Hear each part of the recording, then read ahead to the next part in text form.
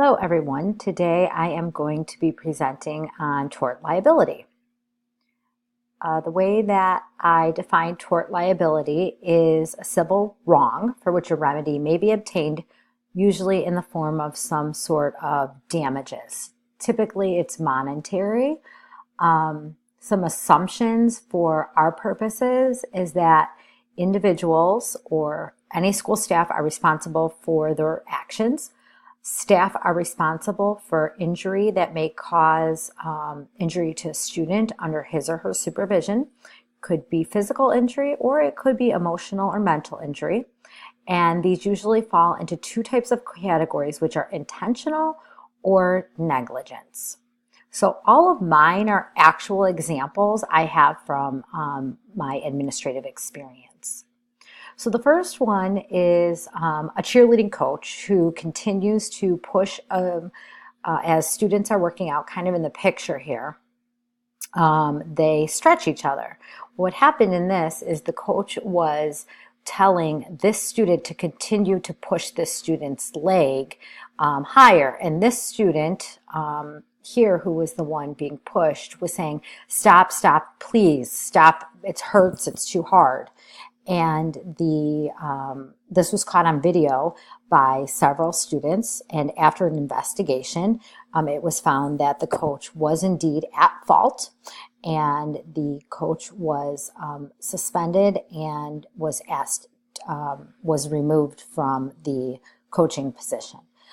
In this case, and in many of the cases, especially when it comes to sports and coaches, we need to do a better job of having proactive measures, coaching clinics, those types of things that will ensure that coaches adhere to a code of conduct, as well as having them sign a contract.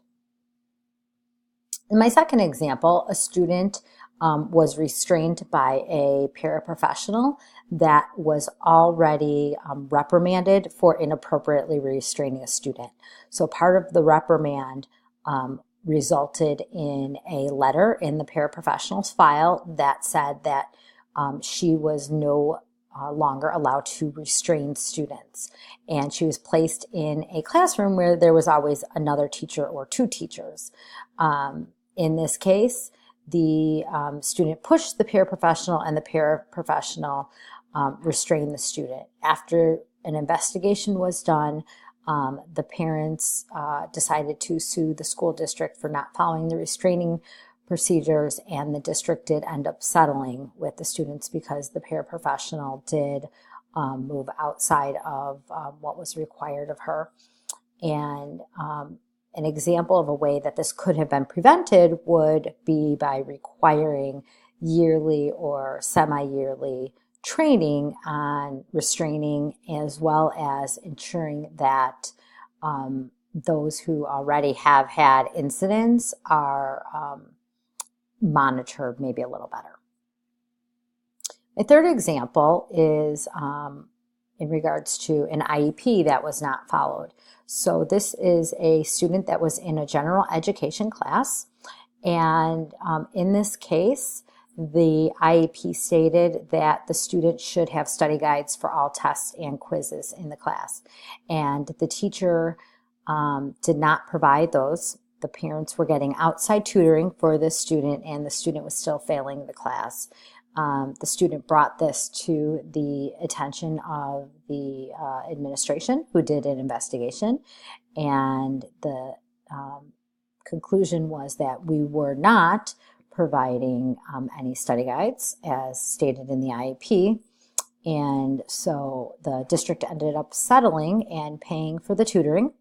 In addition, we ended up having to provide additional tutoring for the student in regards to the areas that were missed. So it's really important that we provide general education teachers the understanding of how to implement IEPs appropriately in their classes. The fourth example is a girls' soccer team. So in this case, this soccer team qualified for a out-of-town tournament, And this is actually the actual picture that was posted in the media. This actually made the news. The coaches were male coaches, so they asked a female teacher to attend the trip to check in on the girls for like lights out activities and those types of things. And apparently this teacher had coached soccer before and had relationships with this and understood this tournament. So typically at this tournament, hazing occurred, and a parent reported to the school pictures, such as the one you see here, and these students were wrapped in saran wrap, bars of soap placed in their mouths, and being covered with whipped cream, and as you can see here, different makeup all over them. And when the investigation was completed, when we started the investigation, the coach denied any knowledge of it, and later a picture with the female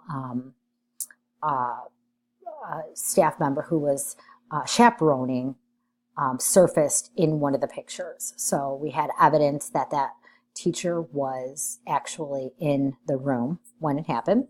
And so the teacher, after consulting with the Teachers Association, decided to resign. Again, clear coaching protocols should be in place, the code of conduct, and anybody supervising students should sign something that they will adhere to that code of conduct and report anything that is off. And the last example is something that recently happened. During a poetry unit, a teacher picked a poem off the internet that had extreme sexual and obscene language in it. The teacher proceeded to read the poem out loud to the class. A parent reported it. After we did the investigation, we found out that this indeed did happen. And when we looked through the curriculum, the adopted curriculum, this poem was not in any of our curriculum materials or curriculum guides. And so the teacher was disciplined, was put on suspension for several days without pay, and a letter of reprimand was placed in the teacher's personnel file. One of the ways that we could have potentially made or make this better is by helping teachers understand that they are liable for anything outside of the curriculum that they choose to bring into their classrooms. So these are all real examples that happened in districts that I've worked in over the past 10 years. And I thought this was a great assignment to really understand tort liability. Thanks, and have a great day.